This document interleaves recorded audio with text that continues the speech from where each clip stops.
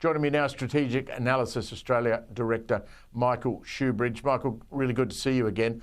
I think you and I would both agree that China's recent behaviour toward Australia, including that circumnavigation of the country and its neighbours in the Pacific, would suggest otherwise to Keating's claim that China poses no threat. What's your take on Keating's comments? Well, first, Paul Keating sees China through a wholly positive and economic lens. And maybe him spending over a decade as an advisor on one of the Chinese government's big banks, in fact, the bank that did a whole lot of billions of dollars worth of lending for the Belt and Road Initiative that you mentioned, Steve, maybe that's flavoured his view. He sometimes sounds more pro-Beijing than some of the Chinese Communist Party state mouthpieces. So that's strange. But for him, things are all economics and security doesn't matter. He doesn't even mention security except to say it's all made up. Well, security does matter. Ask Taiwan, ask Japan, ask the Philippines, ask Vietnam, and any Australian that noticed those Chinese warships circumnavigating our country and doing live fire exercises. So unfortunately, his views on China are one-hand clapping. You study this all the time. I mean, my point about a poll, if you had a general poll among the Australian public and the question was a simple one, do you support the US alliance with Australia? Surely the answer would be an overwhelming yes, wouldn't it, Michael? It is around the alliance and seeing America as an essential major security partner, our essential major security partner. There are Australians who are feeling quite anxious about the reliability of decision-making under US President Trump.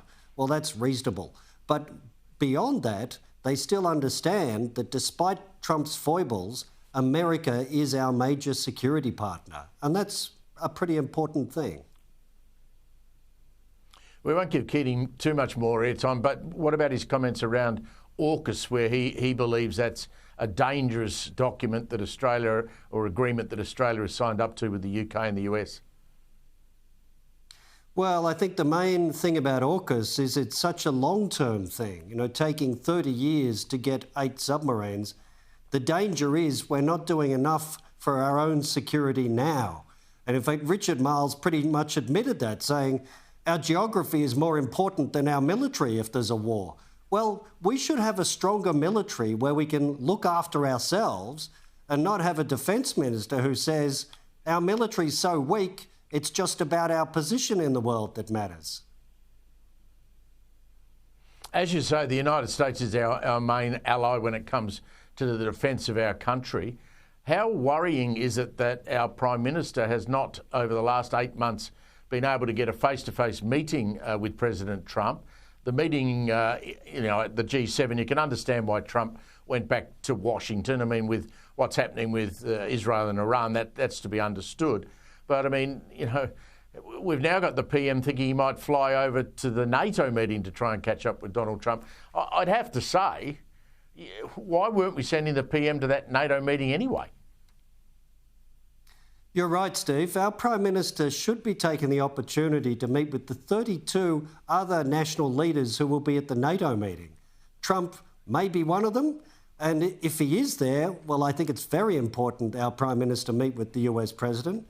But really, the Prime Minister should be thinking, at this extremely dangerous time in global security, meeting with his counterpart leaders of 32 powerful democratic nations is worth some diary time.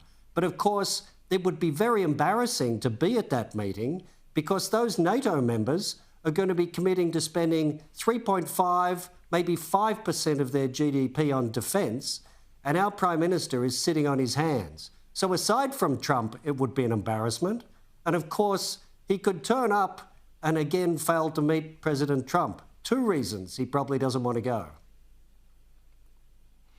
Your expertise is strategy. Let's turn our attention to the conflict between Iran and Israel. Latest development today, a major hospital in Israel hit by an Iranian missile of some sort. Now, there's a lot of uncertainty about what Donald Trump might do next. What would he be sitting around his war cabinet room table, security table, discussing? What are his options? What are his real options, given that he does not domestically want to be seen to be pushing the United States into another 20-year boots-on-the-ground conflict in the Middle East? Well, I think step one is he's going to continue to help defend Israel from Iranian missile and drone attack. And that has some risks for America because American service personnel and facilities personnel can be killed and facilities can be damaged. That could drag America into the war, whatever he decides. And the second thing is he going to use America's unique weapons, the B-2 bomber with its enormous bunker buster bombs, to destroy those deep underground nuclear facilities that are so essential to Iran's nuclear program? And if he does that, can he avoid making America a party to this ongoing conflict? And the big thing I think he should be spending time thinking about is what happens the day after if he does these things?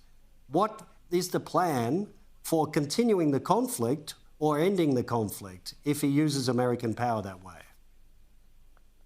I was going to ask you that, because if he uses that, the American military used that bunker-busting bomb, and only the Americans have an aircraft, as I understand it, capable of carrying that bomb load. If he does that, and then the Iranians go, righto, we're going to attack an American base, we're going to take out an American airliner, we're going to attack the Americans on American soil with a terrorist attack.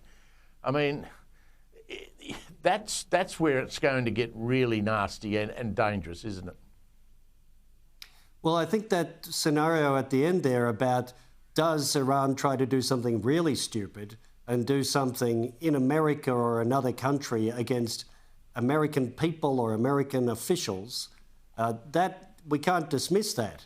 But I think in military terms, Iran is on the back foot comprehensively against Israel. And I don't think the Iranian leaders want to add American power to that. So the last thing Tehran wants is to broaden the conflict and bring in America, but they may have nowhere to go if America uses those bunker busters. Great stuff. Thank you, Michael. Always a pleasure to catch up with you, my friend.